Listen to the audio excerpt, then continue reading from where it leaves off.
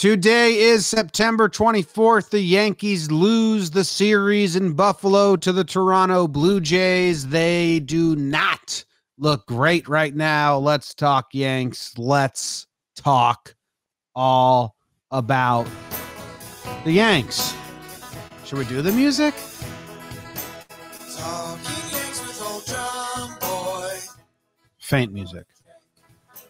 Recaps galore, weekly awards, stat lines, steaming hot takes. Get your Yankees news with these two. So faint. For Talking Yanks. Talking Yanks with old Jomboy. Jomboy Jake. Talking Yanks with old Jomboy. Jomboy Jake. Hello and welcome to Talkin' Yanks. Thank you very much for clicking play.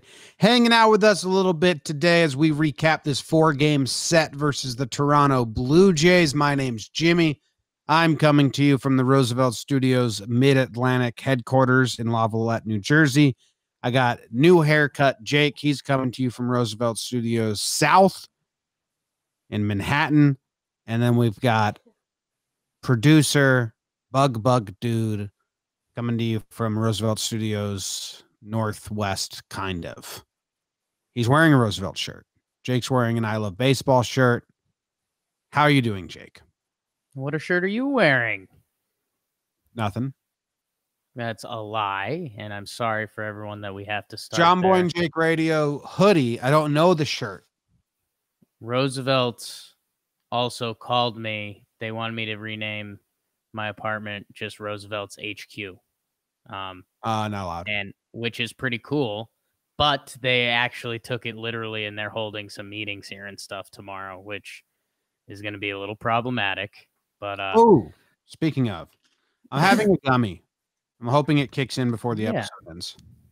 Yeah, no, that's part of the goal. Yeah, I don't think I'm feeling it as bad as you. It obviously stinks. I mean, they're not playing with a lot of gumption.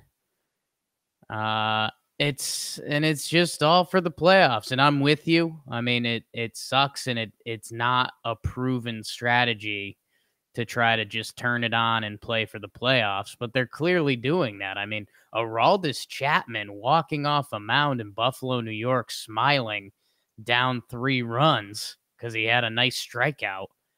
Well, like, I mean, he doesn't throw. Right. But still, I mean, if you showed that to any New Yorker, you know, from the years 2000s on, they'd be like, they'd throw up on themselves. Like, oh, how could you possibly be happy and celebrating this? But it's all built for the playoffs. And I don't know. I'm still hoping for a couple romantic nights in October, hoping for some good baseball too. But yeah, right now it's tough to get fully excited about. Yeah, it's frustrating. Like I'm like angry with them. Like I know. It's annoying how they act. They're very good. All the talent. They're just like, we saw a bad team this weekend. The Blue Jays aren't great. We saw a bad team. Yankees just straight up bad. So, super frustrating, man. Super frustrating that Voit hobbles around, plays every single day. DJ plays every single day. Clint plays every single day. Glaber needs rest. Gio needs rest, but he also doesn't need rest because he comes off the IL and plays like 5 games in a row. And then Judge and Stanton, they have 10 days to get ready. Judge scored from first. Judge is playing a hard right field. Just sit him. Like, he needs so many at-bats. He has a 10-game window to get ready for the playoffs. Same with Stan. And they both don't look right. So get them as many at-bats. And then to pinch hit Judge halfway through this game after sitting him, what's the message there? Why tell the media that Gary Sanchez isn't the starting catcher anymore and he lost his job for the first time since he took over the role in 2016? Like, that's a huge news for Gary to hear his manager say he's not the starting catcher anymore. It's like big news for him personally. Like, obviously, a lot of us can see that coming, and a lot of fans are like, well, obviously, he's played like shit. But think of it. Gary is hearing his manager tell the media he's not the starting catcher for the first time since he broke into the bigs. But then you pinch hit him in the biggest moment of the game. So, like, what the hell is the message there? They just literally think they can flip switches. They think that they have so many analytics and matchups and lineup cheat codes. And yeah, Voit will be in the 2-hole, but it'll be in the 4-hole here. But then Stan has to be in the 4-hole, but then Hicks has to be in the 3-hole, but then it'll be in the 6-hole. They just think they have all these magic buttons everywhere and that they're always going to hit the right ones. And they're just so focused on all the buttons. They don't realize that, like, just hitting go is better. Just turn the machine on. Let it work a little bit. Yeah, I mean, again, not wrong. I think you're right, and the emotions you're feeling, like, I'm saving those for October because, hey, if things do click and turn on, then they handled things the right way technically. But right now, it doesn't feel good, and I'm with you on, if you're gonna pinch hit Judge and get him 2 at bats in the middle of the game, just start him against Ryu, who he hit the homer against last year, instead of Brett Gardner. Like what are you actually doing there, Yankees? So yeah, I mean, that stuff is completely frustrating. And yeah, I think the Gary thing, I mean, if we want to do it now, I just think the Yankees realized kind of some of the stuff we've been talking about. Higgy's caught a lot of good baseball games, and Higgy swung the stick pretty decently. So I think the Yankees realized that, hey, Higgy is going to officially start game 1 with Cole. Like, that just snapped in their head, which, it snapped in everyone else's head before that.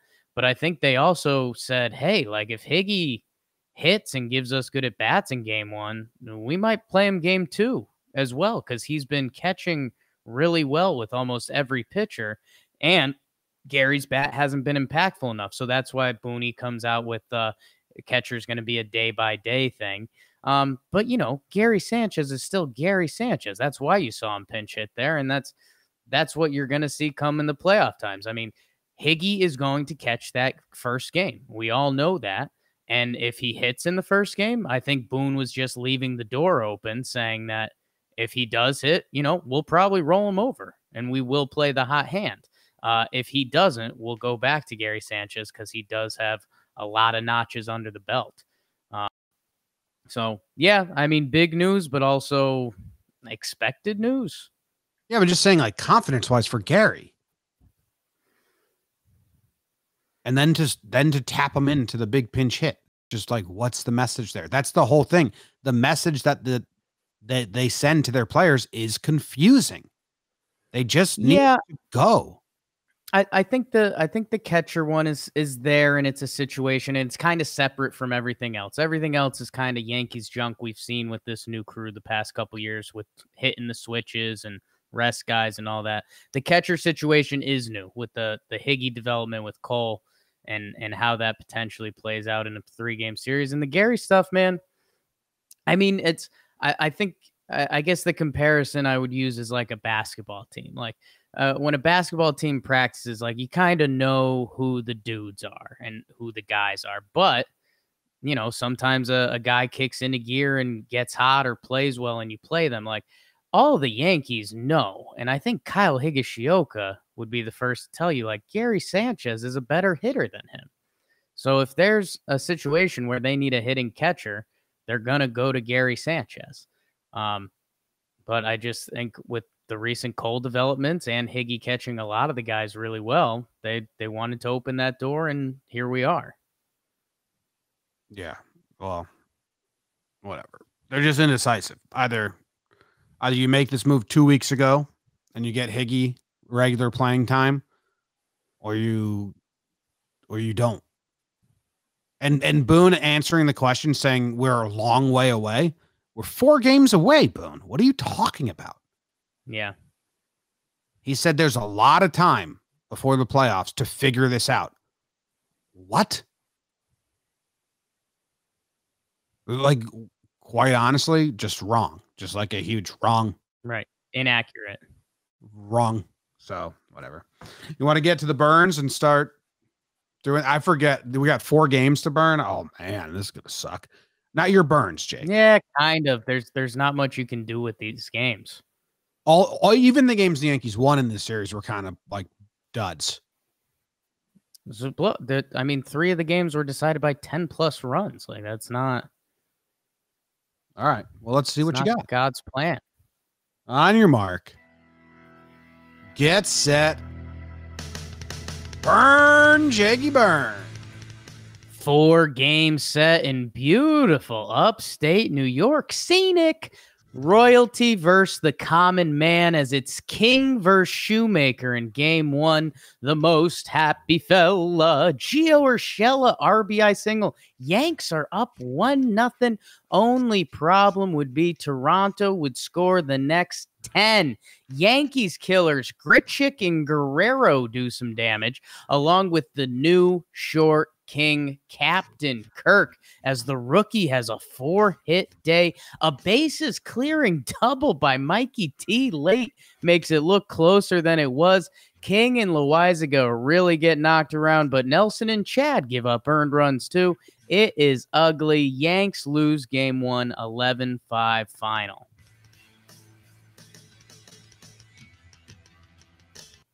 Stop playing. Yeah, 11-5. Bad. Yeah, and this was the Mike King start to try to push out our pitching staff further. He just does Mike King. He looks okay for the first inning and a half, and then he gets knocked around. Loizaga gets roughed up, which, we've been trying to put him in the positive column for a while, and this kind of takes away any goodwill he built up. And, the start of this offense not looking like the Yankees, really. 2 errors in this game. And they pushed 3 across in the 9th that were useless, but otherwise, they just had nothing in this game. And again, King looked good for what? 1 time through? It's like 6 batters.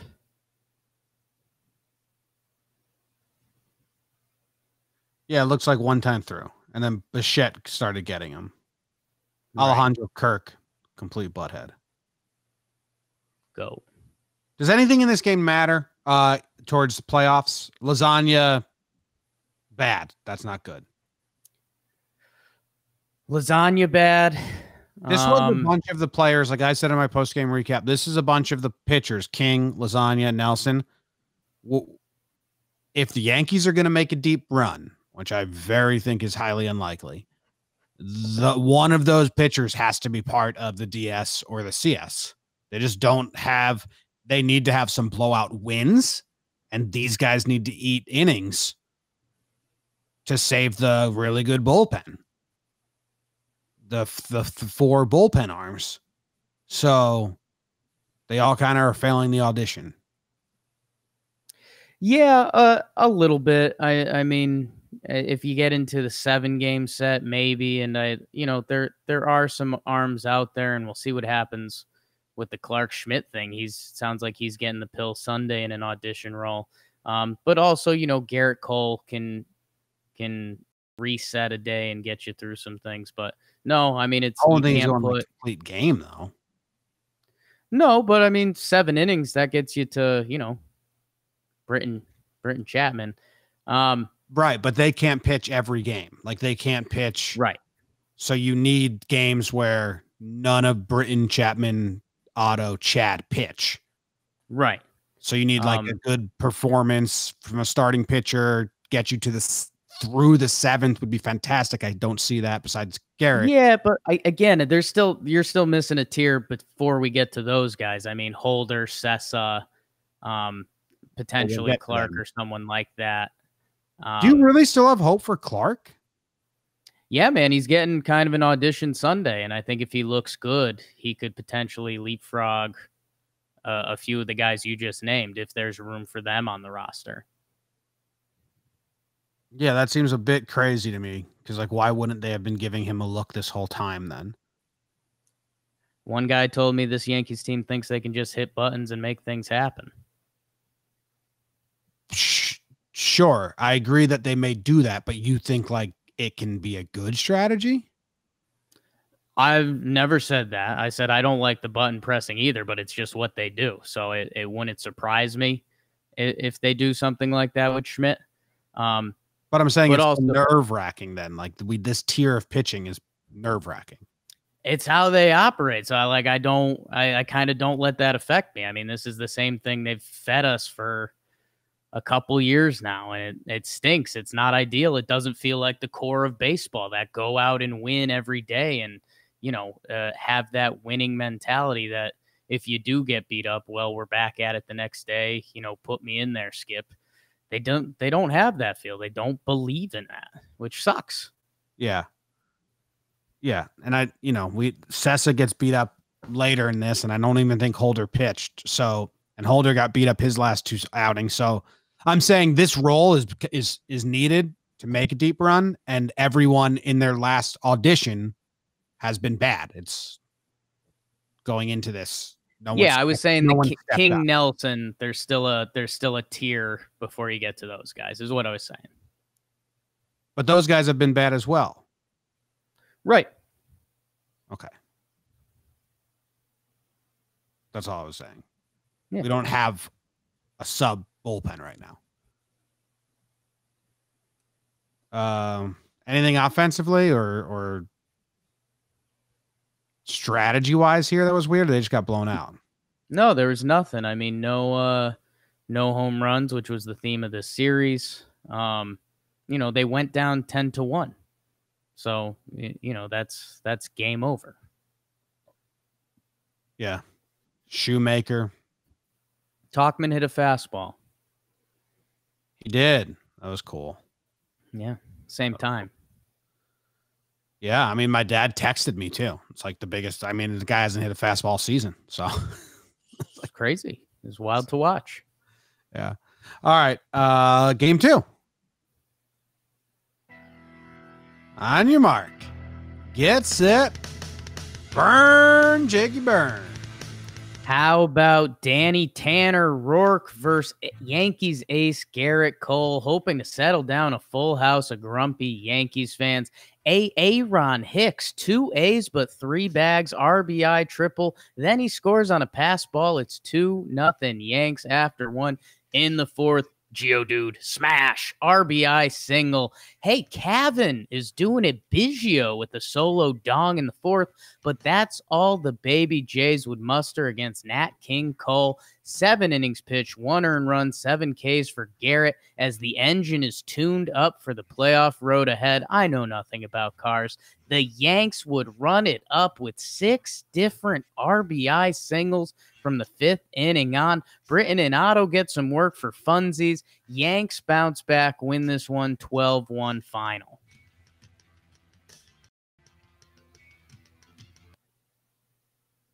Tom Hatch. Great early Sadler name. Your guy. Roark. Gerrit Cole's the main story here with Britton and Ottavino looking good in blowout slop time for Ottavino, but still looked good. Gerrit Cole looked really good. Easy.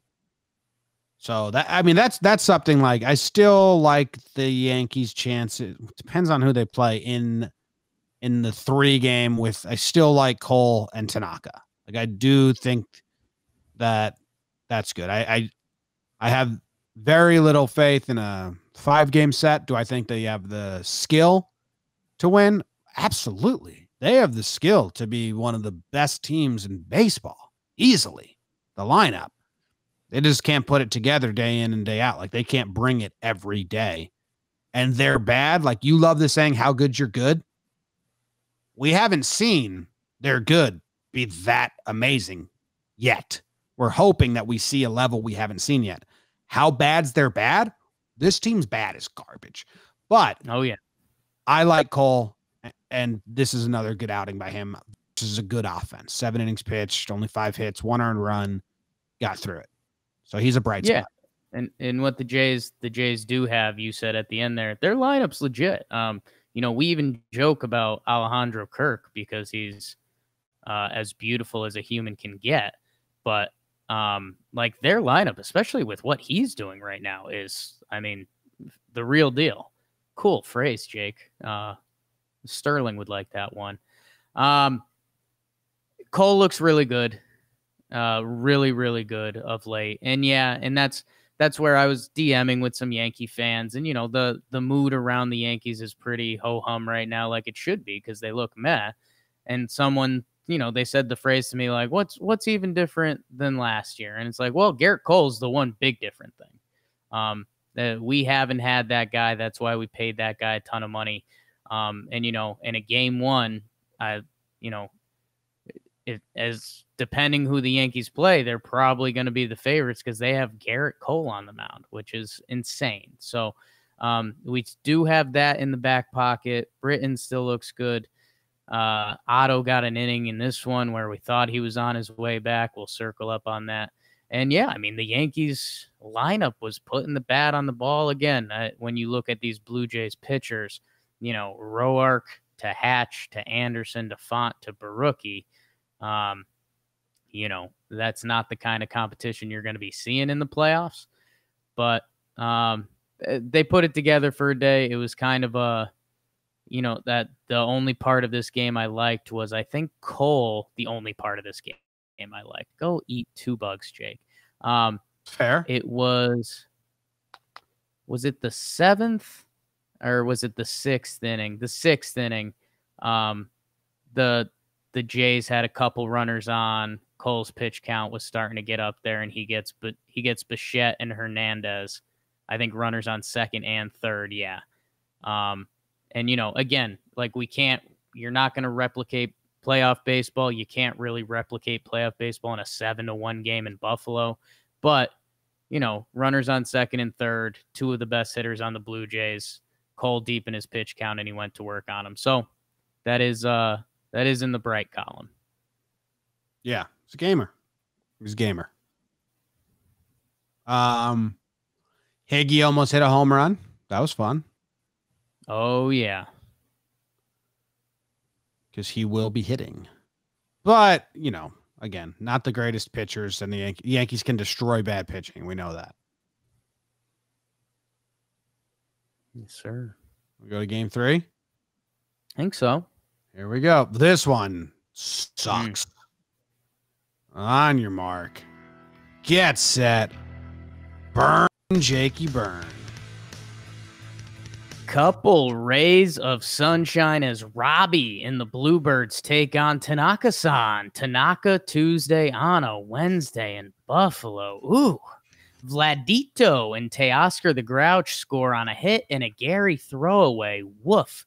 Voit scores on a pass ball, so an eye for an eye. The whole world is blind. It's 2-1 Jays, and then holy smokes, TFA, things fall apart. The Jays would go on to score the next 12. We've got 4 errors by the Yankees. We make Danny Jansen look like Josh Gibson. Look him up, kids. Every Blue Jay scored a run, and every Yankees pitcher gave up a run. Not a good formula. Tanaka to Sessa to Lions to Kratz. Yanks lose 14-1 final. I didn't realize that. Every Blue Jays scored a run. Every Yankees pitcher gave up a run. Not a good formula. Kratz. I doubt a team ever won doing that. That would be wild. Yeah. If they have, we should know about it. Yeah. Might ask KT. Wonder if that's... maybe you take... A team has won where every pitcher they throw has given up a run, obviously, because you can do a complete game, right, one earned run, and lose. So you need to have multiple. But do you think anyone's... it would have to be... So it's like a minimum of 9 runs. You have to win the game while your team gave up 9 runs. And it's probably more because each player has to score. I doubt it's 1 run apiece. I doubt it's happened, but I wouldn't be incredibly shocked if they were like back in a doubleheader in 1927. I'll DM James Smythe at like, I'd say like 12:45 and like hope he's going to bed right before then. And then that just keeps him up all night. Okay. All right. I like that. AJ Cole getting out of like the jam. That sucked. Bases loaded, no outs. Guy. Dude, the Yankees are so uninspired. Like this was like the death lineup. DJ, Judge, Stanton, Voit, Torres, Hicks, Gio, and Gary, Clint. You know, and Robbie Ray gets through him, walking 4, giving him chances. And then AJ Cole gets out of the big jam. Like, again, these are not playoff pitchers. They might Robbie be. For Ray's the Blue going Jays. to start, but they're not for the Blue Jays. But you know what I'm saying. They're not Maeda, Berrios, Giolito, Bieber, Plesac. Like, this is not Glass now, Morton, fucking Robbie Ray and AJ Cole versus the Yankees death lineup. And hey, I know, you know, this is only going to go so far, but AJ Cole is having a decent year for the Jays. He's been pretty nice for them. But yeah, and Robbie Ray is Robbie Ray. Like, you know, the strikeouts have always been there. Yanks do get, you know, 7 guys on base. They go 1 for 7 with runners in scoring position after they've been really good at that the past couple weeks, and then they've been bad. And Jim, they've got like the little kid team move where like something bad happens and it's like, oh no, like they almost look to Boone and Nevin and be like, hey, are we tapping out today? Like, if you remember, I think was it the first RBI single or was it later in the game where it went off the dirt and it bounced over DJ? Like, it should have just been a routine out. Double play, getting double play for Tank. And instead, you know, a whole game story gets thrown off that way. So I don't know. It was one of the worst watches of the year. I mean, near unwatchable. Like, I had this weird, and it wasn't even like the bad lineup we had 3 weeks ago. No, because I mean, yes, the lineup didn't hit. You know, they got some guys on base and stuff, but the baseball was horrible. I mean, they gave up 14. 4 errors. 4 errors, man. Tanaka didn't have his stuff, but that bad hop and then the error later on that Glaber did. So there's some unearned runs, but even then, if Tank doesn't have that, he probably goes 5 point something with 2 or 3 earned run. Like, you know, Tank didn't have his stuff, but again, the fielding betrayed him. It's bad, man. It's bad. You got to get 4 outs an inning. I mean, it's not a good formula. So, I mean, on one play, they just did straight up couldn't play catch. It was bizarre. Voit and Glaber back to back. And then Voit calls him the bad news bears after the game. Caster loves it. But yeah, they I don't know, man. I mean, just God.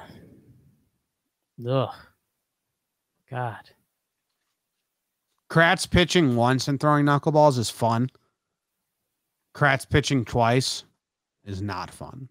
Well, and again, it goes into this, you know, we do end up seeing Chapman today and he looks really good, which is something, but, you know, my Clark Schmidt thing, like, I've seen Eric Kratz pitch twice, since September 20th or whatever it is. And like Clark Schmidt might be having a pseudo showing on Sunday. It could be just to eat those final innings to get through the year. If he looks good and the Yanks go to the DS, you might see him on the roster. And it's like, it's flip a mystery coin instead of like, okay, should we have seen more of this guy this year? That if they have real thoughts of you, and I know that the Yankees like to hit buttons. If Clark Schmidt makes the playoff roster, I will be so mad, because why the fuck did you go sign Tyler Lyons and give him innings this series instead of using that to give Clark some innings to see what he's got as a reliever to help? They wanted to stretch him out. That was the whole thing. When they initially had him piggyback with Davy Day, They wanted him to throw bullets and have this kind of storyline moment.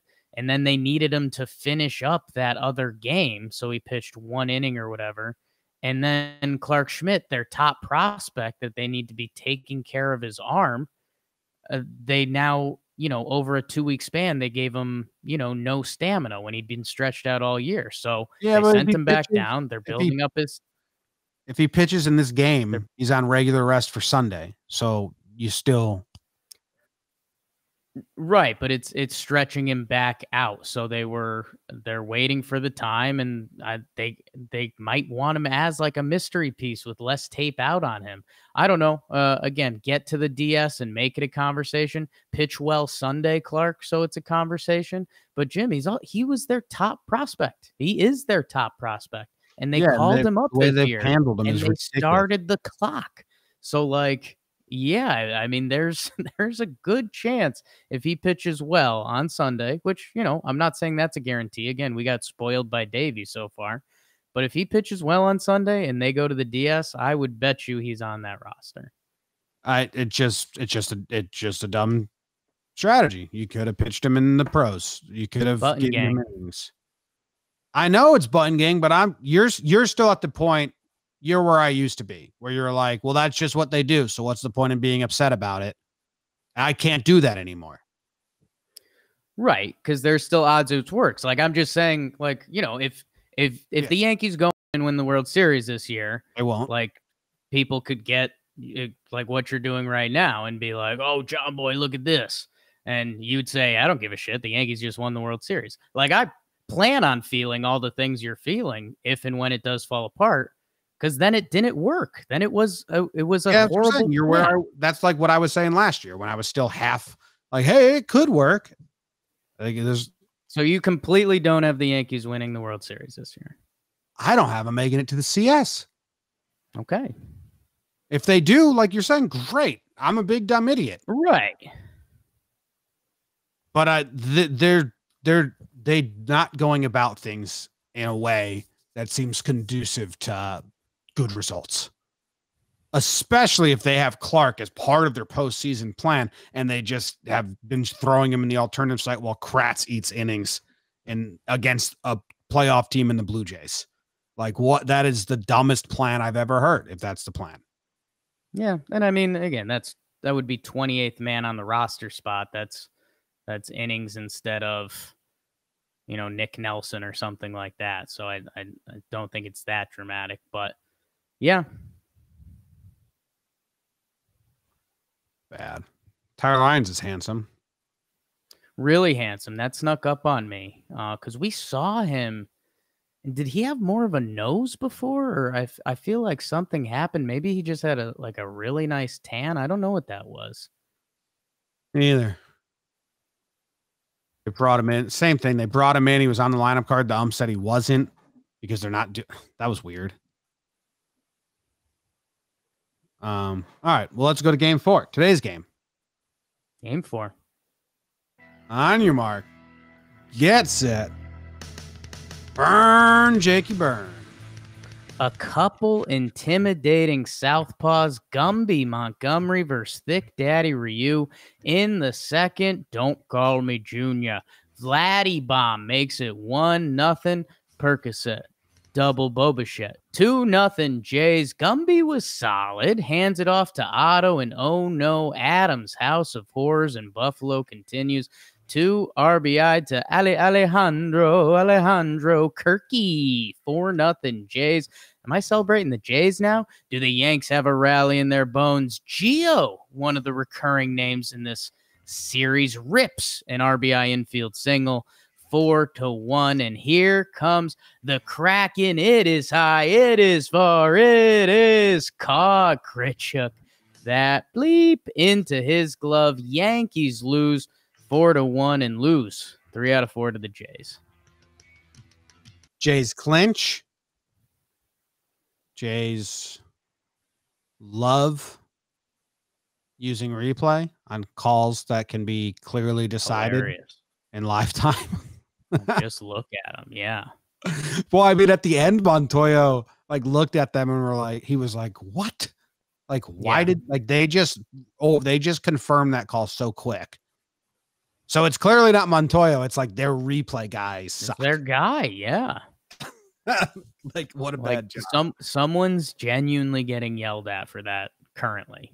Probably tomorrow morning, if we're being honest. Yeah, they're going to celebrate tonight because they clinched. Monty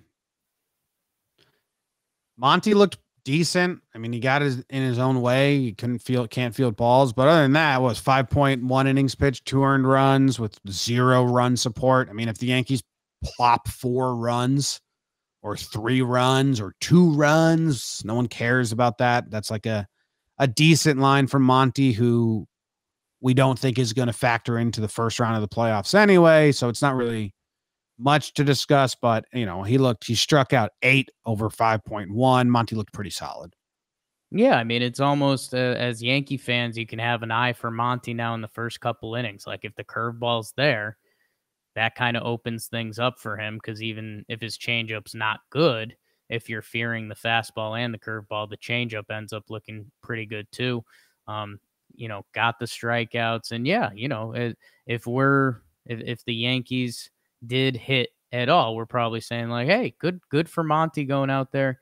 And yeah, it's a building block if potentially we do need him this October, or when we go back to the drawing board next year, Monty's still going to be a very big factor.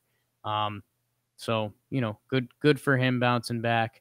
And then Ryu looked really good, and I think, I don't know if it's spoiled Yankees fans, but Ryu's a really good pitcher. I mean, one of the best pitchers in baseball. The Yankees have had some success against him the past couple times, and he tightened the screws, man. He looked good. In the game before that, the 14-1 loss, when you got Robbie Ray, AJ Cole, Ross Stripling, those are bad at bats. Like Ryu beat the Yankees today. He was pitching well. That being said, Yankees haven't beat like a playoff pitcher all year besides Ryu. Glass now. Yeah, different glass now than they saw when flip a coin. Which one are you getting? If there's a pitcher out there where you're like, damn, he looks good today, Yankees have not beaten him.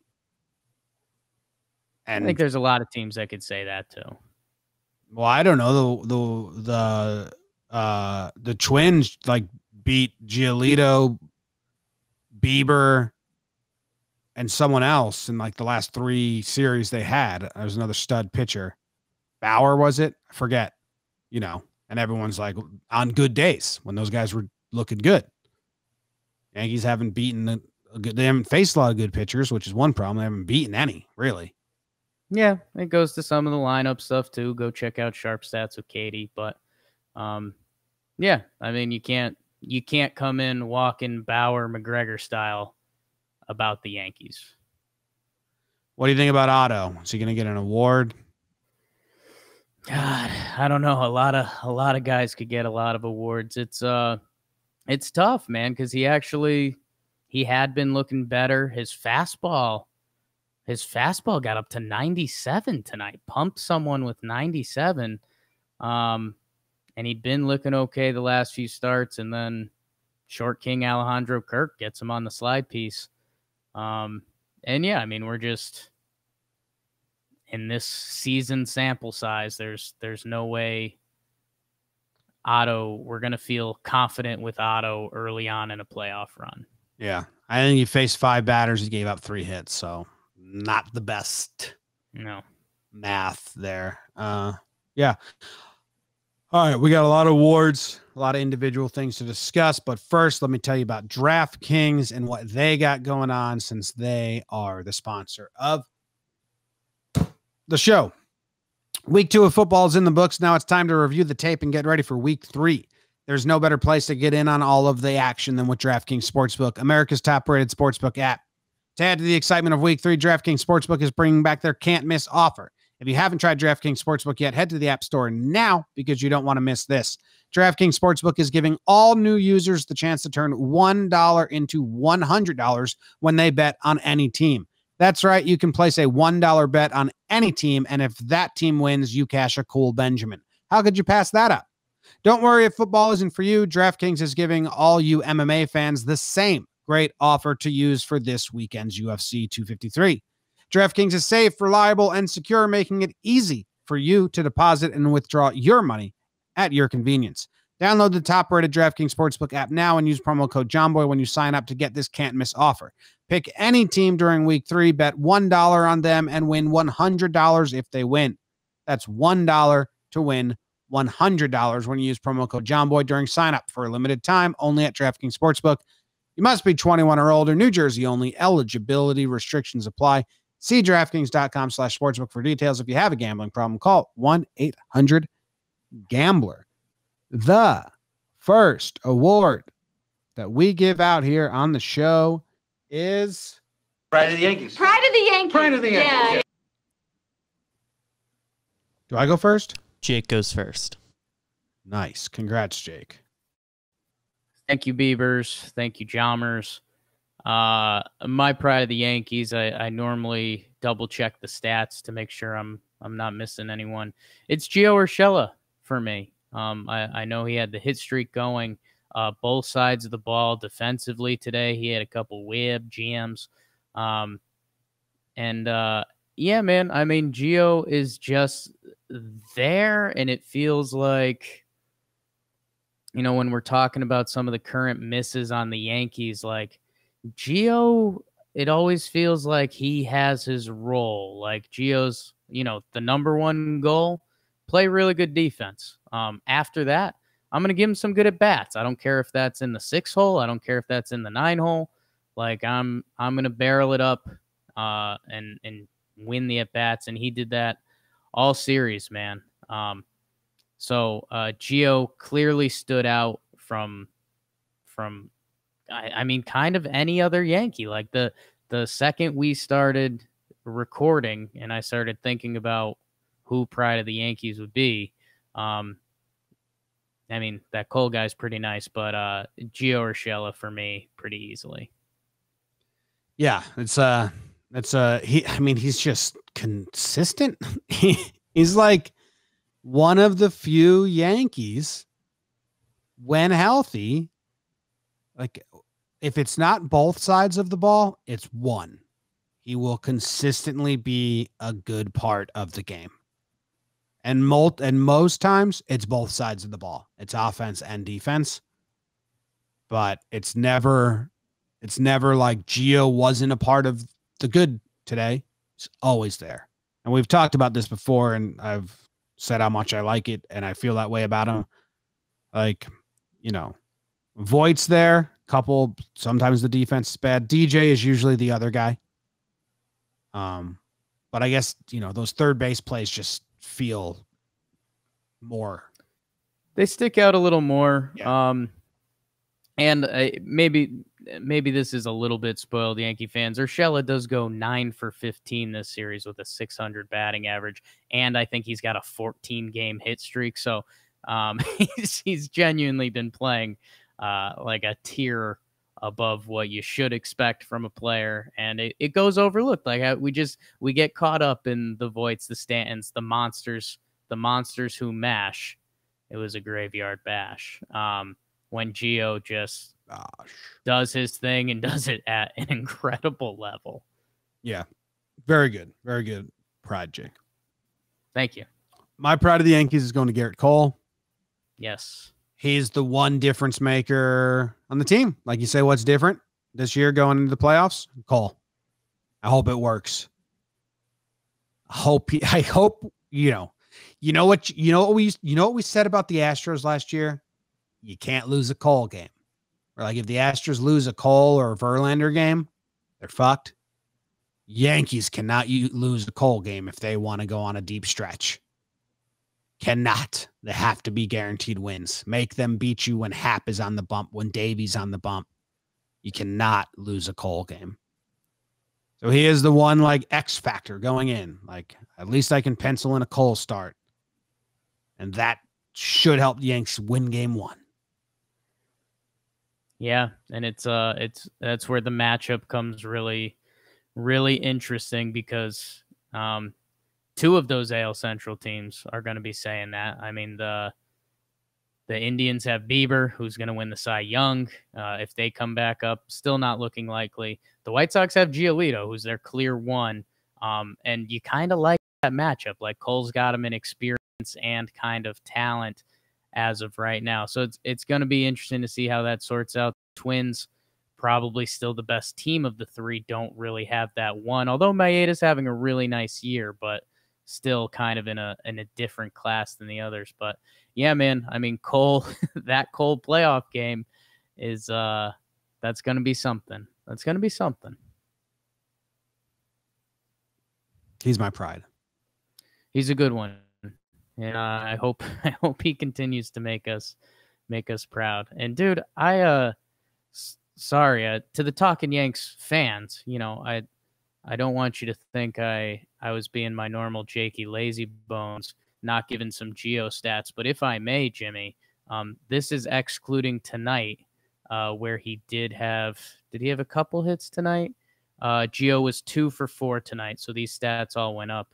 Gio Urshela now in his past 2 years with the Yankees, 171 games, so more than a full season.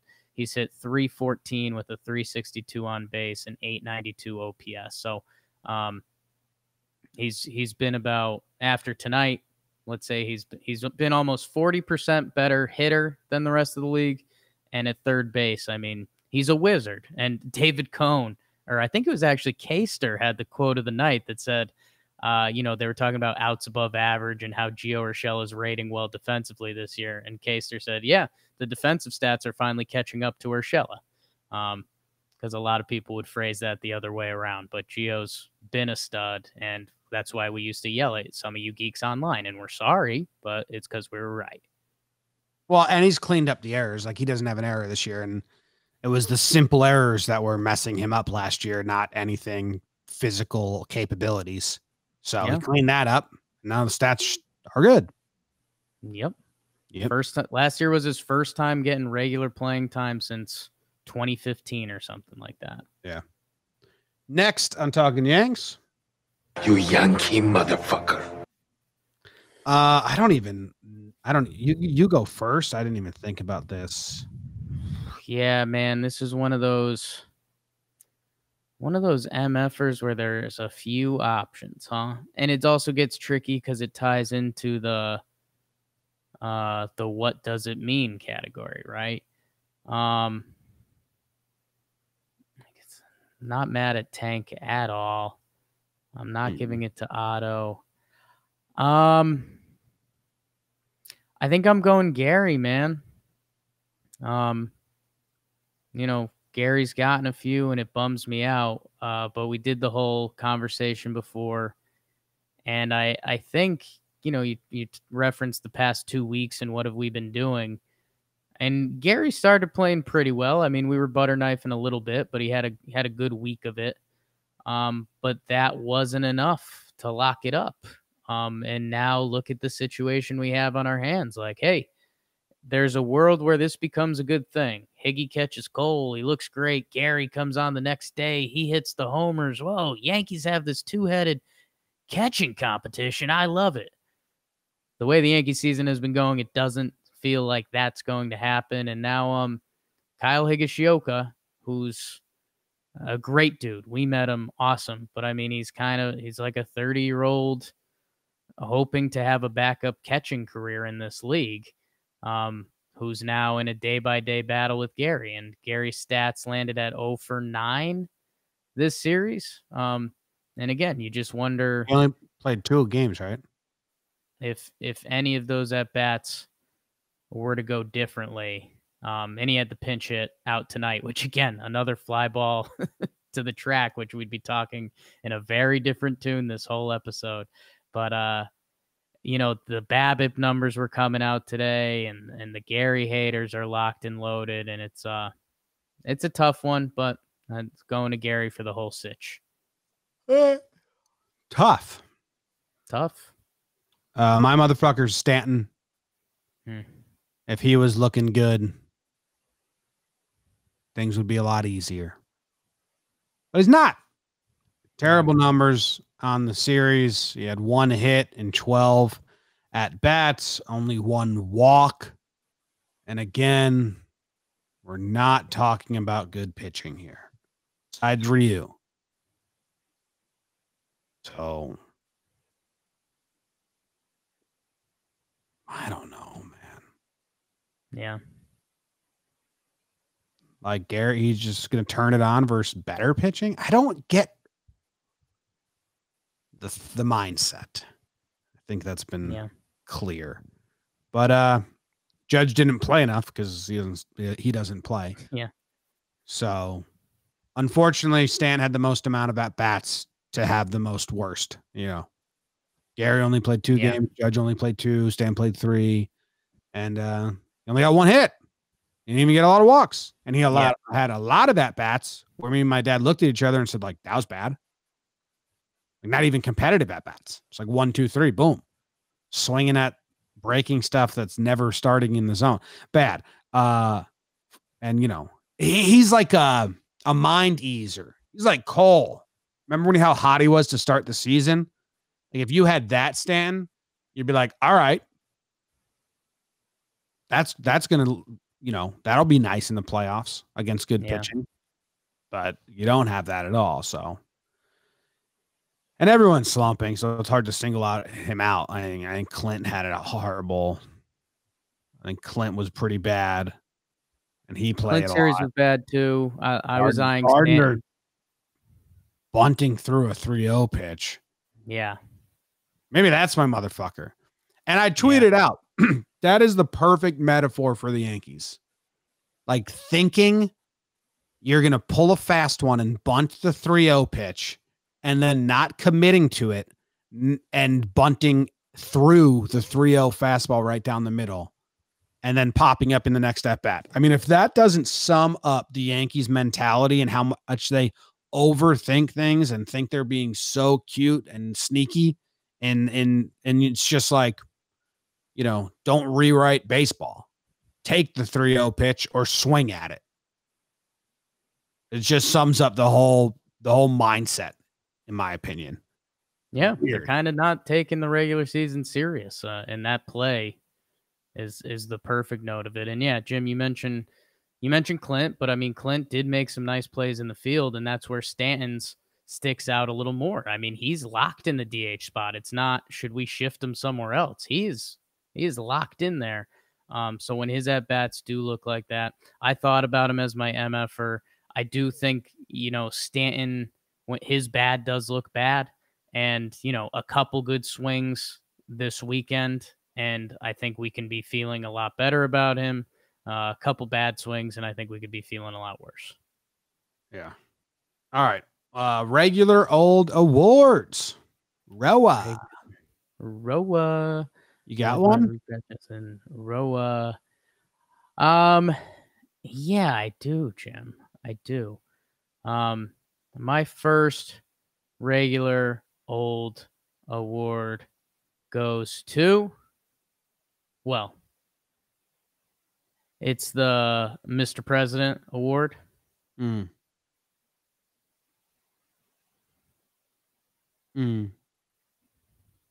Mr. President. President of the fan club. Chad Green.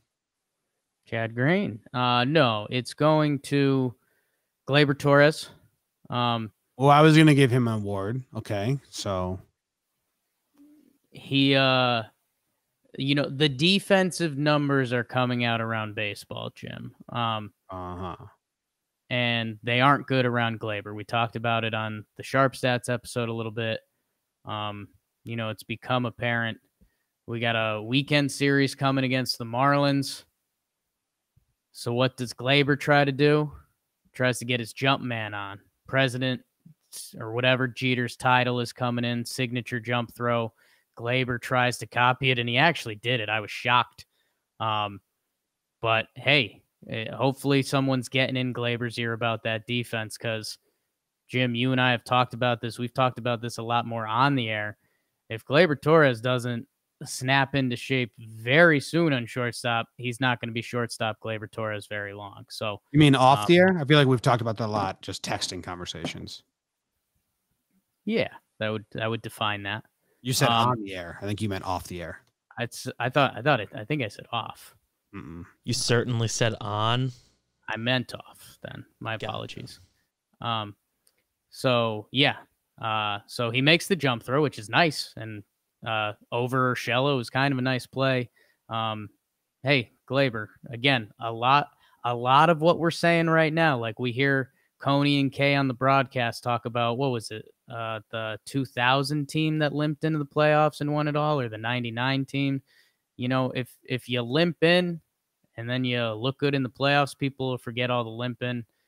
It was a nice play. Try to build on it because your defense at shortstop is very much below league average. Yeah, I was gonna give him the table it award, the table it, and it was just table this for the offseason, but Glaber ain't long for shortstop. And I don't know how that plays into DJ, how that plays into Glaber, how that plays into the Yankees offseason. It's a huge conversation in the offseason. I have it marked down as a big need is to upgrade the amount of people that can play shortstop and then the caliber of the backup shortstops. It's a bigger conversation. I want it on record that we're tabling it for the offseason. Tabled. Because it cannot be Glaber starting and Wade as the backup. Like that's cannot be the options in the 2021 spring training. So we'll see if they can do anything, but Glaber can be the starter going in. What? I think I agree with you, but I'm not sure what they'll bring in. Me neither. Glaber should be the starter, but you need someone that's really going to compete and maybe slide him over somewhere. If not, well, it'd be interesting. But yeah.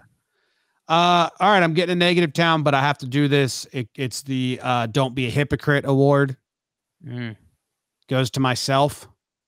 This has been lingering, Jake. Every single thing I said about why the Twins would not win the playoffs last year goes against the Yankees this year. I can't be a hypocrite. They have the worst record of any team in the playoffs right now against good teams. They are the only team that has clinched that has a losing record against teams 500 or above. I said they haven't beat good pitching, and they don't bring it day in and day out. And I can't sit here telling everyone that's why the Twins aren't going to do good last year. And now all of those bullet points that I used against the Twins, it's why I'm scared of the Twins. It's why I'm scared of every team in the playoffs. The formula that I like for a team that wins in the postseason, the Yankees do not have. But they're the only team right now with a losing record against good teams. Yeah. And I mean, the Rays kills that. Because it was what, 2-8 versus the Rays? Yeah, but they're a good team.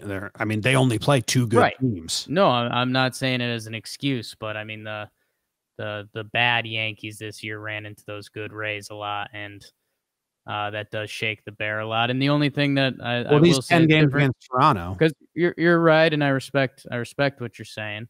But again, that's where the Gerrit Cole thing comes in, because when that was kind of a big part of the Twins formula. They didn't have the upper echelon starting pitcher and the back end of the bullpen too, if we're being honest. So I think those are the two things you can note. But you're right, you are a big believer in that stat. I do think there's a little skew this year, and you could tie it to the small sample size a little bit. You'd like to think it would straighten out, but for what we've got, absolutely. Yeah. I it's so weird because I believe in the pitching. I believe in the starting pitching the most out of all aspects of Yankees baseball. Isn't that bizarre? It's the one you would worry about the most. I'm very worried about the bullpen depth, and I'm very worried about the lineup versus a good pitcher. Yeah. And lineup construction, I think. I don't know how they're going to do it. This the Marlins series will be interesting to watch, kind of like not actually interesting baseball, but kind of like just a tipsy uncle observing a family party. Like, didn't cousin Joe and Aunt Tina, didn't they fight last Thanksgiving? And now they're seeing each other again. What's going to happen? Are they going to mix up the lineup at all? They do. Who's going to come in out of the bullpen? They have to play the same. Like Gary and Higgy, they told us they're going to rotate, but everyone else, it has to be the same, right? Like they can pull them early if they want, if they're winning and they want to get. Well, like I still think they have to start. Like Judge and Stan have to play all 3 games. Voit all 3, DJ all 3, Glaber all 3, Gio all 3, Hicks all 3, Clint all 3. Like they have to, right? Like I know I shouldn't get my hopes up that they do, but I'd still even be shocked if they don't. They have to, right? No, just because I've seen too much. I've seen too much. You are right, and you'd like to think that they kind of treat it as like end the day on high notes. You know, the Sunday game. If Voit goes 2 for 2, you know, get him out of there. Let Kratz play first base. You hope you see some of that, but yeah, I don't know. I mean, guys need at bats, very much so. And Boone said that in the presser yesterday, but they had their Judge plan. They weren't going to break it as hard as he was running on the bases trying to disprove them. But yeah, we'll see. At minimum, I believe they've said Judge will play all 3, so that's something. It's also should be obvious, but it's not. That's the scary part, right? That it's not obvious. It should be obvious that the playoff lineup. Now, they already told us about the catcher rotating, but it should be obvious that they're going to start the other 8 guys that are going to be starting in the same lineup order that they plan on using in the playoff. It should be obvious. It's not. It's crazy. It's no. It's no.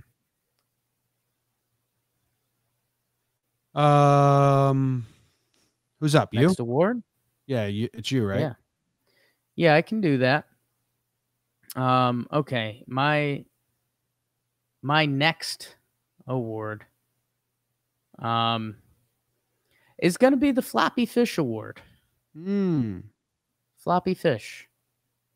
Floppy Fish goes to Adam Ottavino. No, that would be a nice thing to give Adam at this point. This is just kind of a silly one. Lighten it up at the end. I'm giving it to Luke Voit. Almost every throw over to first, he ends up on the ground kind of flopping around a little bit. Like, I think sometimes it's the throw, sometimes it's him. And, you know, I know he's got the foot stuff going on, everything. But, like, throws over to first from the pitcher, Gary throwing over to first, which, again, a lot of these are other people's fault. But Voigt's flopping around first base a lot. And, I mean, does part of me kind of like that? Yeah, we got the good yoga pick from the last series. But I don't know. Just a lot of Voit playing in the sand. Okay. Gary got baited by Vladdy pretty bad there. Yeah. Does a good throw get him, do you think? Who cares? I care if the play's executed, right? Gary should, you know, you're getting your job taken from you. Like, it's first and third. Who cares what fat Vlad's doing on first base? Like, even if you get him, you probably shouldn't even be concerned. Yeah, I don't know. I mean, if he does get him, we're saying, oh, that's Gary picking up his pitcher when he doesn't have his best stuff. You know, I don't know. I think it's playing the result a little bit. Gary can't throw that ball away. Yeah. When he threw the first time to Vlad, I was like, Gary, there's a runner on third. There's no need for this. Yeah. You know, so that's how I felt playing the result when it wasn't bad. Just like, let's get the batter. If it was the pitcher constantly throwing over, I'd be like, let's get the batter. So be in the battle with the pitcher. Well, the Yankees don't hold anyone on anyway, so. Yeah, they kind of get too lost in that, too. Yeah. Yep. Voigt's good though. I like Yeah, and he I thought about giving a little like don't make me raise the eyebrow award to him too, because his at bats haven't looked as crispy. But just give us a couple good ones in this Miami series. I'm going to give you will have so much of my heart award. Which I don't know if that's a good way to label it. Heart in your hands award. So what's the final award again? Be gentle award. Okay, so now I'm hearing something different, just in my left ear. Heart in my hand award. Heart in my hand award. Heart in your hand award. Handful of heart. Handful of heart. Bloody hand award. The bloody hand award. God. I think it's Tanaka. I don't know. Oh, no. DJ. It's DJ LeMahieu. Okay. DJ is the leadoff batter. Okay. So he's going to be the first one that I hand my heart to when the game starts. Okay. And if we could just delay heartbreak after him, you're the first one. You got my heart. Like, get a hit. Imagine a leadoff hit.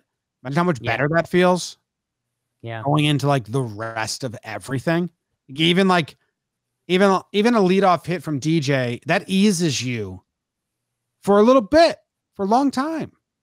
DJ's been great. Also, I want him to win the batting title. Yeah.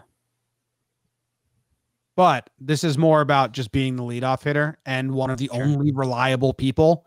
And the combination there, you got a lot of my heart in your hand. It's like I hand it to you. And then you either spike it or you delicately pass it to Judge behind you. Right. And I want him to win the batting title. And I wanted to try and be positive. And DJ's been really good, so I chose him. Blood on your hand award? What was the final award called? I have that you landed on Bloody Hand award. I was going to ask for my records. Yeah, I think what Bloody your final hand. name is. Both hands. Okay. I don't want Bloody to both bully with hands just one. That's risky. Okay. Yeah. So I know what you're saying, which is good. And yeah, I do think come that first playoff game when we go through the gambit, especially for a team that likes to think they can flip buttons and flip switches, if that first at bat you see DJ LeMahieu slap one to right or do whatever he does, yeah, that makes everyone else feel like the switch is actually on. So yeah, that'd be cool. Mm-hmm. I have if you guys think I'm grumpy and in a bad mood, like you don't even know the takes I held in. Oh, I know. I don't know if you know. I seen it. I think you're going to be shocked at this take. Okay. Chapman, maybe don't work on a brand new pitch. In your second to last outing before the playoffs when you've only gotten 9 innings. Maybe don't throw the splitter that you're probably not throwing in the playoffs. It was like the only smiley moment in all of Yankees baseball. And I was sitting there like, what the fuck are you doing, dude? Oh, now, see, I disagree. I think it was only smiley for one person, and that was Aroldis Chapman. So, yeah, the broadcast liked it. Some people on Twitter liked it. Like, are we throwing that in the playoffs? You haven't pitched a lot, man. If you got, how many innings does a closer usually have in there? 30 something innings, 40 innings. If you got that under your belt and you're like, I'm ready to go, but you haven't pitched in a long time. And now it looked good. He got 2 strikeouts with it, I think. Come on. That's just me being irrationally grumpy. A little bit. I mean, we know Chapman's literal mindset. He told our guy, Joe's McFly, like, the regular season is literally, like, does not matter to him. Yeah. So, yeah, he's game away from the playoffs. He showed his third pitch for the first time. It looked good. He's happy. The other team has to scout it. And I mean, it was the ultimate symbol. I mean, down 3 runs to the Blue Jays in Buffalo to lose the third game of a 4-game set. And he's smiling off the mound because, hey, that was kind of fun. And that's where this team's at. You know, they've put all their eggs in that playoff basket. Yeah. We'll see how it works. Tonight's game got him over 10 innings pitched on the year, so that's good. Oh, I got really bad news during the show too, Jake. Uh-oh. Wikipedia changed my picture back. No. Yeah, the guy said it didn't take. It didn't stick. The old picture is back. So someone at Wikipedia hates you. No, I think it probably auto pulls from the first Google image. I've still got you as the new pick. You do? Yeah. I do too. So look at that. Chat gotcha? Chat monster? No, I mean, he's the same guy that notified that he did it for me. So what does this Wikipedia say? Sold the rights to the video for $4,000. Who wrote all this? Hey, you're in here. Jake Storielli. Bang. With his longtime friend. That was nice of them. Did it say Jake Storielli was seen by his mom walking into bed with 3 beers once? No, but my mom told that story like yesterday. It's Katie's sister. It says he also started a baseball podcast in July of 2019 with his longtime friend Jake Storielli and has been recently joined by former Major League Baseball player Trevor Plouffe. Look at that. Who writes all this stuff? Wish I helped with the Talkin Yanks stuff. I don't even know if they have that in here. Yeah, they do. No, you're not part of that according to Wikipedia. Fair. Man, is that a different sign of times? What was that, like 8-9 years ago? I was going to bed with 3 bedtime beers. Now that would put me to bed. Used to be your move. Yeah. Andrew J. Chapin gets a shout out in my Wikipedia. Hot. It's crazy. Yeah, man. So anyone doesn't know the story, Jake, and when he was younger, Jake used to, whenever we were done drinking, you would take beers to bed with you, and then you'd chug like 2 more, then fall asleep. Bedtime beers. And you were searching for a bed in my house, and you went into my sister's bed because she wasn't there. She was at college, and you didn't know my mom sleeps in there because my dad snores.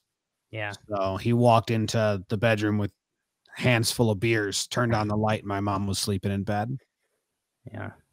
We've got a few of those. It's a fucked up move. Yeah. They proceeded. Well, what happened next was, but yeah, that's what I'm saying. Yeah. It's just, come on now. It's bad. What's the schedule here? This is Thursday. We got a game Friday, Saturday, Sunday. So Sunday night we'll be doing our last recap, and then Monday we're going to record a little playoff preview type thing. I guess that's a plan. Yeah. Who's it looking like they're going to face? I mean, as of right now, I think the Twins technically have the advantage. I think Cleveland won again, right?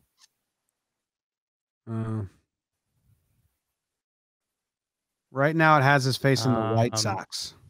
I believe the White Sox already lost today, if I'm remembering what the standings were this morning. Yeah, So Cleveland is a game back of the White Sox. I do not know who has that tiebreaker. But the Twins are a game up on the White Sox, but the White Sox have the tiebreaker on the Twins. So it's still kind of wide open. Gun to your head. Just thinking about it, who would you most want to play out of those 3? Twins. I think I'm White Sox. Their lineup bangs. Their lineup bangs, but it has slowed down a lot.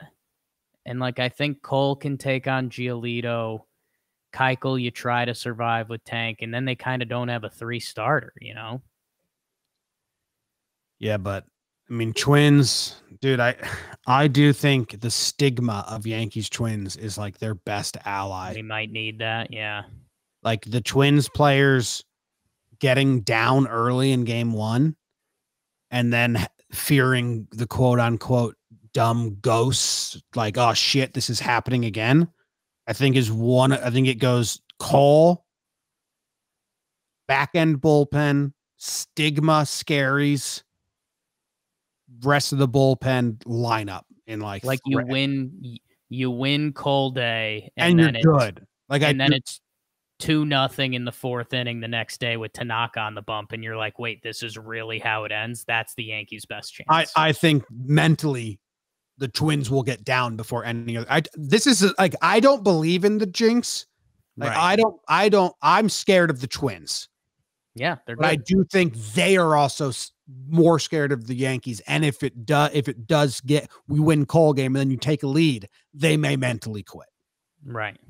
I do believe that. I'm not trying to knock the Twins' skill. I'm just saying it's like a slight benefit the Yanks have.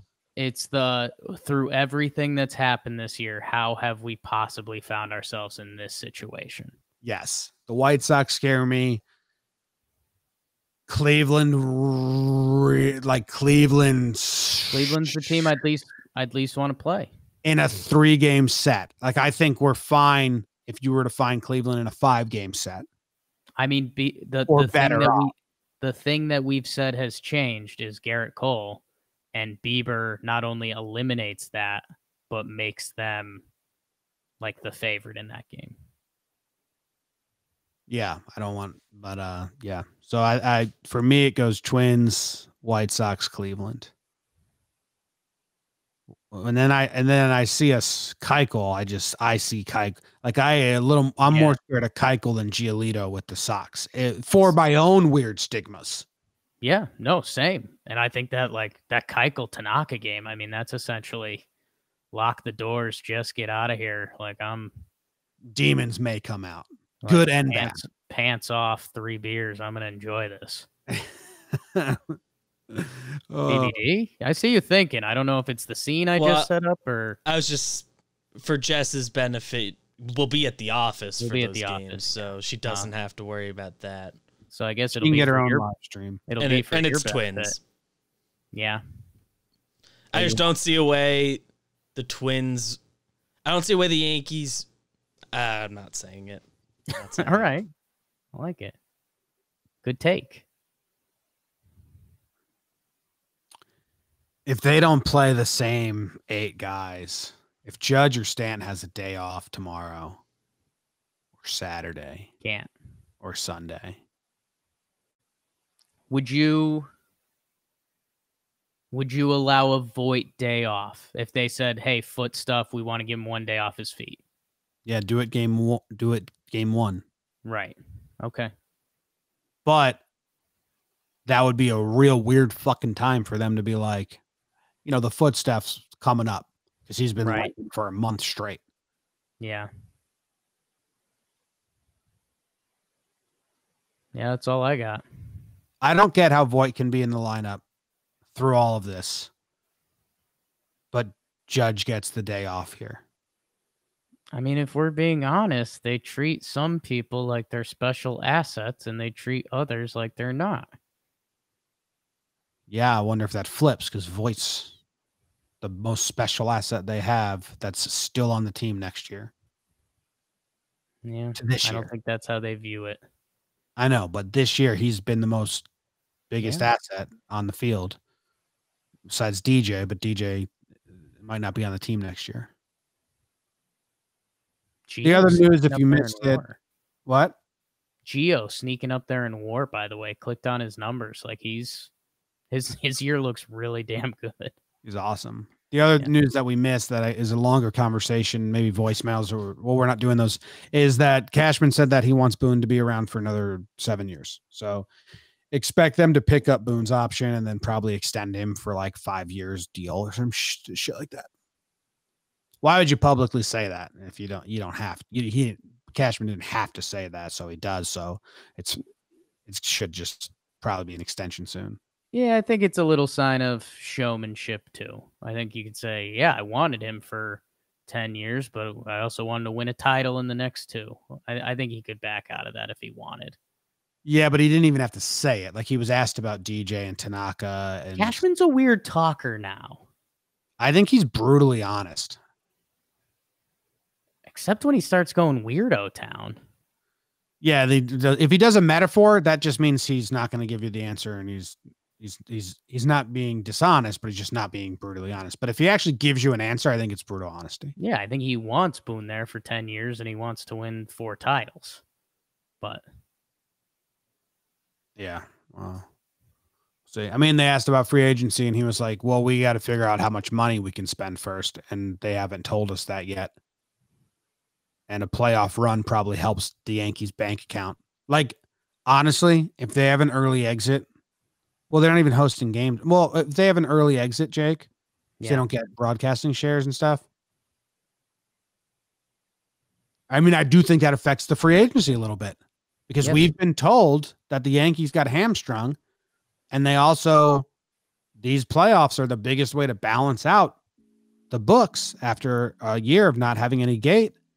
So the Yankees, if they don't get a chunk of money back and they only go 3 and out, 2 and out, that may fuck with the free agency. Teased it a few times, Jim. People aren't ready to talk about the offseason. And luckily we don't have to for at least a week, maybe. Yeah.